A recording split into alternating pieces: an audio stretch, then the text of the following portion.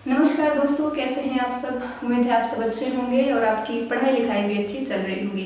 दोस्तों, आज काफ़ी दिनों के बाद एक बार फिर से मैंने लॉन्च किया है, जिसमें मैंने आपको ये बताया है कि भाई ये जो अतीत से वर्ण व्यवस्था चली आ रही है, जिसमें हमने ब्राह्मण, क्षत्रिय, वैश्य और शूद्र को रख रखा है। हमने नहीं, हमारे जो भी पूर्वज रहे हैं हम लोगों ने रख रखा है। उसमें सिर्फ 4 ही वर्ग देखने को मिलते हैं। आप इससे परिचित होंगे कि भाई ब्राह्मण, क्षत्रिय, वैश्य, शूद्र ही वर्ण व्यवस्था के 4 घटक हैं। आखिर ऐसा क्या है कि मैंने ये लिखने पे मजबूर हो गई कि आखिर वर्ण व्यवस्था में 5वां वर्ग क्या था। तो बिल्कुल 5वां वर्ग था, लेकिन उसे बताने से पहले मैं आपसे एक बात कहना चाहती हूँ कि अगर आप एक परीक्षा को कह सकते हैं कि बीट कर रहे हैं, अगर आप एक परीक्षा को दे रहे हैं, तो अगर उसमें आपसे ये पूछा कि वर्णिक व्यवस्था के कितने घटक हैं, तो आप 4 ही बताएंगे। मगर अगर आपसे ये पूछे कि वर्ण व्यवस्था में 5वां समूह या फिर 5वां वर्ग क्या था, तो आप जो मैं ये बताने जा रही हूँ उस सवाल का जवाब देंगे। देखिए, हम अक्सर क्या देखते हैं कि जो ये वर्ण व्यवस्था थी वो 4 प्रकार की थी, जिसमें ब्राह्मण, क्षत्रिय, वैश्य और शूद्र आते हैं। ठीक है, ब्राह्मण, क्षत्रिय, वैश्य और शूद्र आते हैं। आप सब अगर इससे परिचित हों, एक सेकेंड, अगर आप सब इससे परिचित हों और देखेंगे कि ब्राह्मणों का काम हमने देखा है कि अध्ययन करना, अध्यापन में पढ़ने पढ़ाने से लेकर दान लेने तक का जो काम था वो उस समय, अभी का समय नहीं। बिल्कुल ये ध्यान रखिएगा, अभी लोकतांत्रिक भारत में हम जी रहे हैं और इसमें कोई भी जातीय, संप्रदाय, पक्षीय कानून नहीं चलता है। तो पहले में क्या था कि भाई जो ब्राह्मण है वो अध्ययन अध्यापन का काम करते थे, सिर्फ ब्राह्मण ही किसी को पढ़ा सकते थे, है ना। उसके बाद खुद भी पढ़ सकते थे, तमाम वेदों, उपनिषदों का जो भी हमारे धार्मिक ग्रंथ हैं उनकी कह सकते हैं कि पठन पाठन की क्रिया कर सकते थे।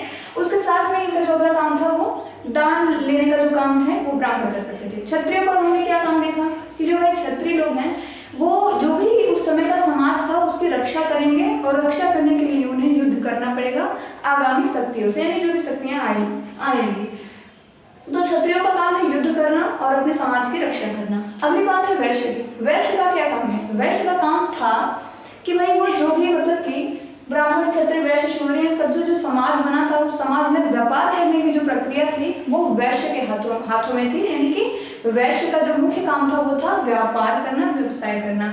अगली बात है शूद्र का क्या काम था। देखिए, शूद्र का काम था कि ब्राह्मण, क्षत्रिय, वैश्य जो भी थे 3 वर्ग, उनकी सेवा करना ही शूद्र का प्रमुख कार्य था। और इसी बात का आज भी शूद्रों के साथ या जो हरिजन या जो कह सकते हैं निम्न जाति के, ध्यान रखिएगा, वर्ण व्यवस्था के हिसाब से जो निम्न जाति के लोग माने जाते हैं आज भी, कोई मानता है, हालांकि ऐसा मानना नहीं चाहिए, क्योंकि अब हम एक संवैधानिक लोकतांत्रिक देश में रह रहे हैं, यहाँ कोई भी मनुष्य किसी से छोटा बड़ा नहीं है।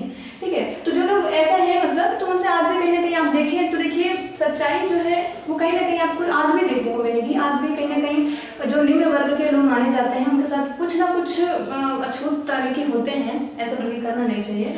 तो अब हम बात करते हैं कि आखिर 5वां वर्ग क्या था। यहाँ तो 4 ही वर्ग हो रहे हैं, तो ध्यान रखिए उस समय जब क्षत्रिय लोग युद्ध करते थे तो युद्ध में बहुत से लोग घायल हो जाते थे, जिससे बंदी बनाया जाता था।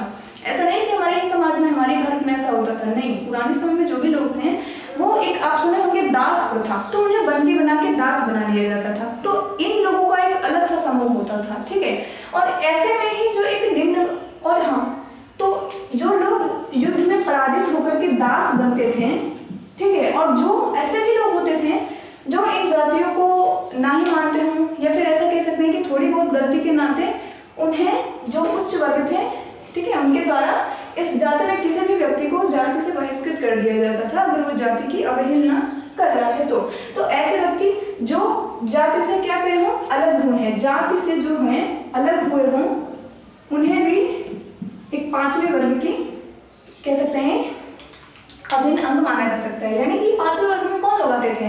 जो युद्ध में पराजित होते थे, उन्हें दास बनाया जाता था। तो आखिर लोग तो हो रहे हैं ना, एक अलग समूह बन रहा है ना, तो उन्हें क्या कहते हैं, दास लोग भी आते थे उस 5वें वर्ग में। और जाति से जो लोग बहिष्कृत हो जाते थे वो भी आते थे। कहीं कहीं पे आप अगर देखें तो ऐसे लोग भी आते थे जो बाहर से हमारे यहाँ आए हैं, वो भी एक 5वें वर्ग में आते हैं। लेकिन ये 5वां वर्ग एकदम पूरी बढ़िया तरीके से नहीं है। अगर बात करें सामाजिक ढांचे की, तो सामाजिक ढांचे में यही 4 वर्ग आपको पढ़ने हैं और यही 4 वर्ग आपको जानने हैं। जो 5वां वर्ग तो भाई कोई आ रहा है कोई जा रहा है, तो वो उतना हेल्पफुल नहीं है।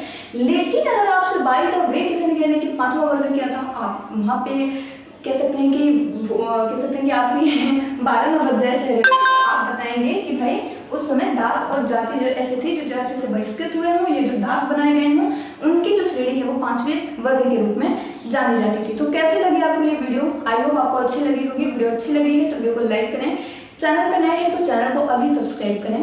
धन्यवाद।